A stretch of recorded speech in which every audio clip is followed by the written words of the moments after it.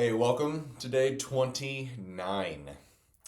This week, I'm going to invite you to put yourself in that upper room that we read so much about, that we talk so much about, that really every time that we receive communion here, we reference some of the discussions that happen in that upper room. But before we get to that, I want to just kind of give a little bit of background as far as what would have been going through the minds of the disciples when they sat in that room and they had that last real sit down conversation with Jesus before his crucifixion. See, I mentioned last week that as Jesus entered Jerusalem, it was kind of like, here's the catalyst, here's the speed up moment that Jesus, over the course of the past 3 years, he had said some things and he had poked the bear a little bit, and he'd riled up the Pharisees and the Sadducees, the religious leaders. He had pulled people towards him with his miracles and his teachings and the love that he showed. But when he entered Jerusalem and the way that he did, it was okay, it's go time. You'll see that Jesus begins to really come at the religious leaders. He begins to really say some things that rile them up, and to really kind of point out some of their own hypocrisies, point out some of their own failures and the things that they're doing that are actually oppressing the people under them. And you'll see it over and over. They don't like it. Why would they? He said things that upended the status quo and upended the power structure that they had developed at the time. So now, after Jesus has taught some of the things that he's taught, and he's riled up the leaders, and he's made some, what I believe to be some pretty clear claims about who he is as the Son of Man, the Son of God, they come to this room. And when you begin to put yourself in their shoes as far as what has happened over the past several years, but also over the past several days, we begin to see how they could have some conflicting emotions as they head into this room and they sit down with him.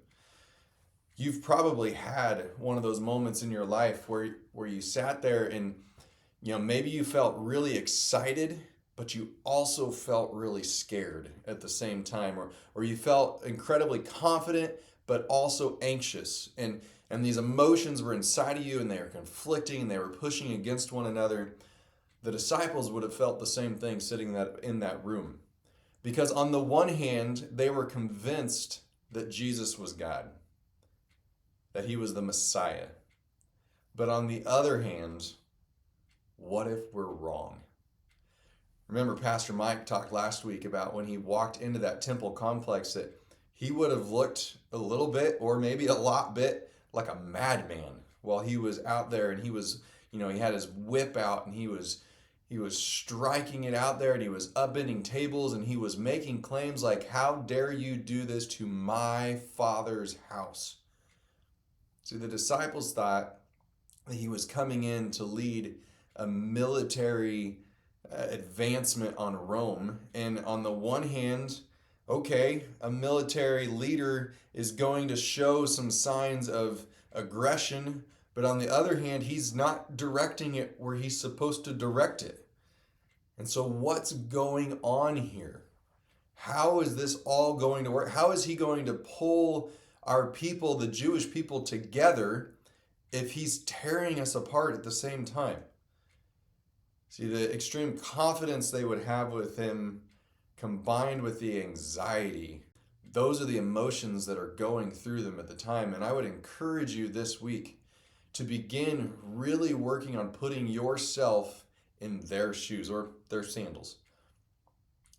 We're going to spend our entire week this week in John chapter 13, but there's so much more that happens in this room. And over the weekend, I'm going to encourage you to read some of that too. I also would encourage you, if you've got the time, go back and read the account of Luke as to what happened before heading into this room. But for this week, we're going to hang out in John 13. For tomorrow, I'm going to invite you to read John 13, verses 1 through 20. And as you do this, again, putting yourself in the shoes of the disciples, leaders don't wash feet. Leaders are served. They don't serve. And so once again, the conflicting emotions that come out of this. For tomorrow, one more time, John chapter 13, verses 1 through 20. And I'll see you then.